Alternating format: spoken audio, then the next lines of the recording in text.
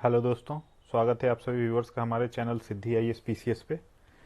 तो आज का जो हमारा डिस्कशन है वो फोकस्ड है बीपीएससी मेंस ऑप्शनल पेपर में जो बदलाव आया है, कल बीपीएससी के द्वारा जारी किया गया है, उसका क्या पैटर्न होने जा रहा है।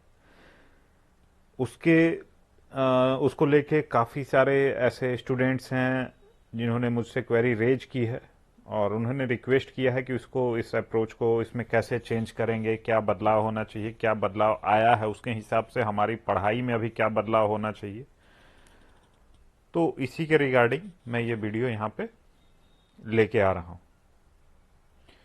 तो जो बदलाव है उसको देख लेते हैं। ये बदलाव इन जनरल बाकी सारे ऑप्शनल के लिए है, एंथ्रोपोलॉजी के लिए थोड़ा सा अलग है, उसका पैटर्न अलग है, और सिविल और इलेक्ट्रिकल इंजीनियरिंग ये 3 ऑप्शनल है जिसके लिए अलग है। बाकी जो सारे ऑप्शनल हैं उनके लिए यही पैटर्न है कि सेक्शन 1 में आपके 3 सवाल होंगे, सेक्शन 2 में 3 सवाल आपको लिखने हैं।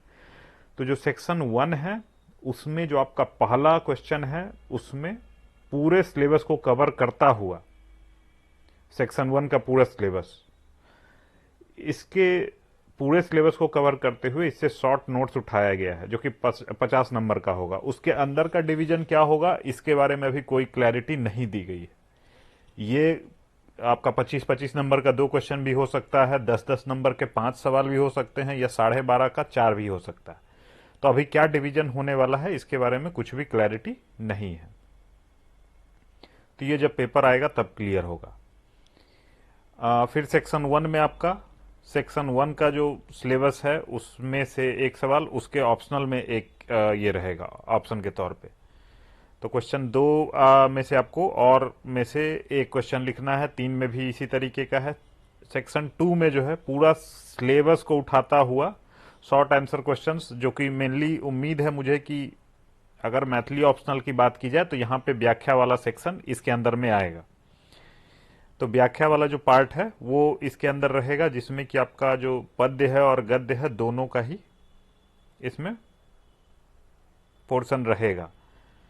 अब 10 में से 10-10 का अगर 5 पूछता है तो ये भी अभी क्लैरिटी नहीं है कि जो 5 पूछे जाएंगे पांचों लिखना है, कि कहीं हो सकता है 7-8 दे दिया जाए उसमें से बोला जाए 5 लिखना है, या फिर अगर 25 नंबर का 2 है तो 4-5 दे दे उसमें से बोले कि आप 2 लिख लें। तो ये अभी क्लियर नहीं है कि क्या होने जा रहा है। बाकी 5वां 6ठा क्या है वो भी हम लोग देख चुके हैं। तो इसको हम लोग मैथिली ऑप्शनल की दिशा से हम लोग देख लेते हैं, क्योंकि मेरा ऑप्शनल यही था। इसको आपको अपने ऑप्शनल में कैसे ढालेंगे वो भी बात हम लोग बात कर लेंगे, कि उसमें अगर आपको कुछ नॉलेज लेना है कैसे प्रोसीड करना चाहिए तो वो भी हम लोग एक बार आगे बातचीत करेंगे। तो पहले मैथिली ऑप्शनल के रिगार्डिंग हम लोग देख लेते हैं। तो मैथिली ऑप्शन का जो खंड 1 है, सेक्शन 1 है, इसके अंदर का सिलेबस, इसके सिलेबस में 2 पार्ट है, मैथिली भाषा का इतिहास और जो दूसरा पार्ट है मैथिली साहित्य का इतिहास। तो इन जनरल जो बच्चे तैयारी अभी तक कर रहे थे, मैथिली भाषा का इतिहास वाला पोर्शन लगभग लगभग सब लोग कर ले रहे थे और मैथिली साहित्य का इतिहास वाला पोर्शन पूरा छोड़ के जा रहे थे। तो अब ये अप्रोच लेके नहीं चल सकते हैं आप। तो क्या इसका मतलब यह है कि आपको सिलेबस का ईच एंड एवरी पोर्शन करना पड़ेगा? तो यहां पे भी आप थोड़ा सा इंटेलिजेंटली अगर बढ़ेंगे तो पूरा सिलेबस करने की जरूरत नहीं है, उससे मैक्सिमम पॉसिबिलिटी है कि आप सारा आंसर लिख पाएंगे। जैसे अगर आपने भाषा पूरा कर लिया है तो साहित्य में अगर आप साहित्य का जो कालिक विभाजन है, विभिन्न काल का जो प्रवृत्तिगत विशेषता है, ये पोर्शन कर लें, कविता हो गया, उपन्यास हो गया और लघु कथा हो गया, अगर इतना आप कर लेते हैं, और जो विभिन्न काल का प्रवृत्तिगत विशेषता है उसमें जो प्राचीन मैथिली है उसके अंदर का मटेरियल क्या क्या है उसको पढ़ लेंगे, विद्यापति जी के समय का क्या क्या मटेरियल है वो देख लेंगे, मध्यकालीन में जो नाटक है वो देख लेना है। तो इतना कर लेने से मुझे उम्मीद है कि आपका इस सेक्शन में आंसर आप पकड़ा जाएगा, कोई दिक्कत नहीं है। इसी तरीके से सेक्शन 2 में देखते हैं। तो सेक्शन 2 में विद्यापति, गोविंद दास, मनबोध, चंदा झा, यात्री, ये आपको 5 फॉर श्योर करके जाना है। इसके अलावा हरिमोहन झा जी का जो नॉवेल है कन्यादान और द्विरागमन, मतलब वो पोर्शन हो गया आपका पद्य के लिए जो 5 है। उसके अलावा जो गद्य पोर्शन है उसके लिए आप हरिमोहन झा जी का कन्यादान और द्विरागमन और राजकमल जी का ललका पाग, इसको फॉर श्योर कर लेना है। इसके अलावा अगर आपका मिथिला नाटक और प्रबंध संग्रह हो जाता है तो अच्छी बात है, अदरवाइज आप इसको स्किप भी कर सकते हैं। आरसी प्रसाद सिंह का सूर्यमुखी, वो भी अगर आप 5 आप पद्य से करके जा रहे हैं तो ये छठा आप सेफ हैंड खेल सकते हैं, स्किप हो सकता है, कुछ वैसा ये नहीं है कि आपको हर पोर्शन करके जाना है।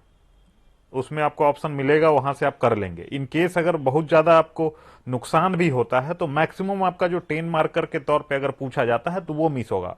वो भी बिल्कुल इस तरीके से खाली नहीं जाएगा, क्योंकि इन जनरल तो आप कुछ ना कुछ लिखेंगे उसमें। और जो लॉन्ग आंसर के हिसाब से है वो आपको जो 5 मैंने बताया ऊपर का पद्य वाला और 2 जो है गद्य वाला, हरिमोहन झा जी और राजकमल जी का, इन दोनों को आप अच्छे से कर लेंगे। तो ये गद्य वाला आपको पकड़ा जाएगा, तो ये ध्यान में रखना है, ठीक है। अब इसके हिसाब से हम लोग कैसे प्रोसीड करेंगे, जो पहला पोर्शन है, जो हमारा पहला और चौथा क्वेश्चन है, उसमें हम लोग को कैसे प्रोसीड करना चाहिए, कैसे सीखना है, क्या आगे अप्रोच होना चाहिए, तो उसके लिए हम लोग देखते हैं। तो इसके लिए हमारा जो बेसिक नॉलेज कहां से हम लोग गेन करें, तो इसमें यूपीएससी का जो भी आपका ऑप्शनल है उसमें जब आप जाके देखेंगे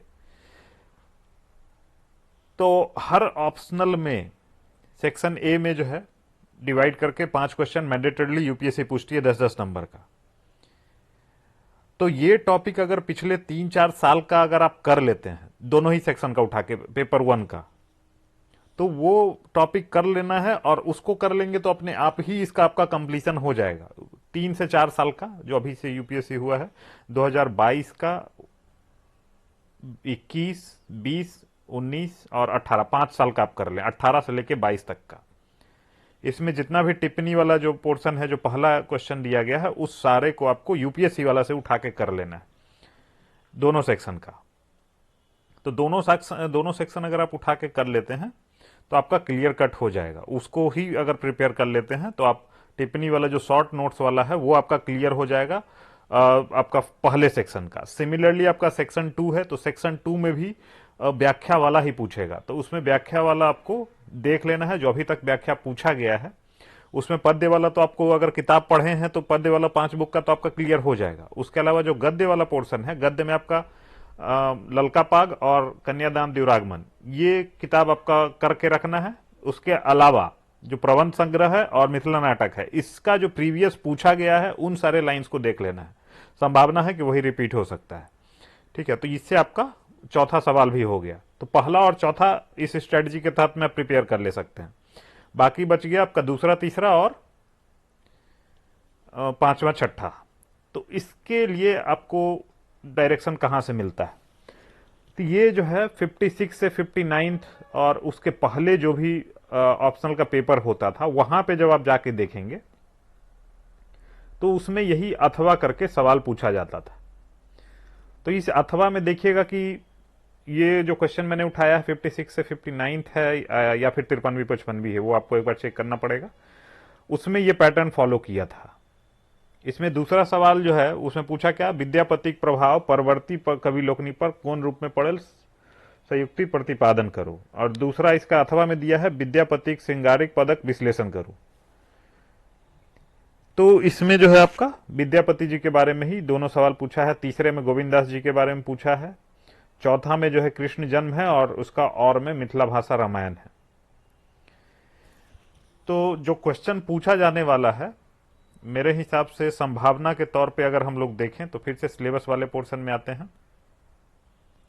यहां पे जो आपका दूसरा सवाल है, दूसरे सवाल में सेक्शन 1 में आपको भाषा का ही दोनों क्वेश्चन रहेगा और में करके, और जो सेकंड है उसमें आपका साहित्य वाले का दोनों सवाल रहेगा। तो उसमें से अगर 5-6 सवाल अगर आप करके जाते हैं प्रीवियस से उठा करके तो आपको पकड़ा जाएगा।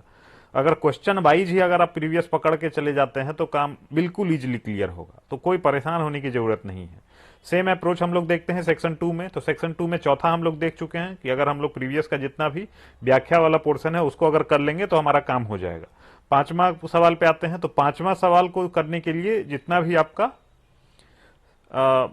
पद्य वाला पोर्शन है उसको कर लेना है फॉर श्योर 5वां के लिए। 5वें वाले में वही जो 5 किताब मैंने बताया उसको फोकस करते हुए।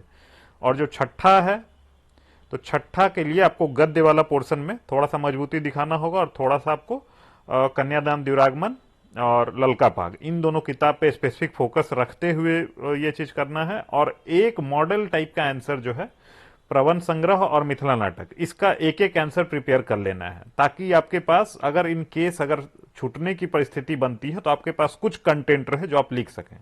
तो उसका एक जो मॉडल ड्राफ्ट आंसर है वो ध्यान में रखना है। ठीक है, तो इससे आपका टोटल सिलेबस कंप्लीट हो जाएगा। तो यही अप्रोच आपको लेके चलना है। इसके अलावा अगर और कोई क्वेरी आपका इसमें है, सिलेबस डिस्कशन के रिगार्डिंग और कोई डाउट है, तो आप इसको इस वीडियो के कमेंट बॉक्स में जा सकते हैं, या फिर इसका जो सिद्धि IAS PCS हमारा टेलीग्राम ग्रुप है वहां पे अपना डाउट या क्वेरी रेज कर सकते हैं। तो उसको मैं कोशिश करूंगा एड्रेस करने का। हाँ, लेकिन जो ऑप्शनल है वो मेरा मैथिली लिटरेचर है, बाकी दूसरा कोई मेरा ऑप्शनल नहीं है, तो वहां पे मेरी एक्सपर्टीज नहीं है। फिर उसके लिए मैं सीधा सीधा सजेस्ट करूंगा कि आप UPSC और जो BPSC प्रीवियस ईयर क्वेश्चंस पूछे गए हैं उस पे ही आपको रिलाई करना है, और उसको इस तरीके से प्रिपेयर करना है कि पूरे सिलेबस का कुछ कुछ पोर्शन आपका कंप्लीट हो।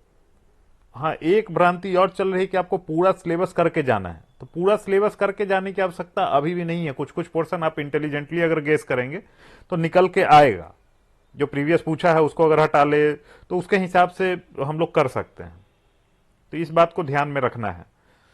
तो आज का वीडियो इतना ही है। इस वाले वीडियो में और कोई दिक्कत हो तो आप पूछ सकते हैं। तो बाकी जो भी लोग मेंस लिख रहे हैं उनके बीच में आप वीडियो को शेयर कर सकते हैं, उन तक जानकारी पहुंच सकती है, उसके हिसाब से वो लोग इससे फायदा उठा सकते हैं। So that's all we have for today. Thank you.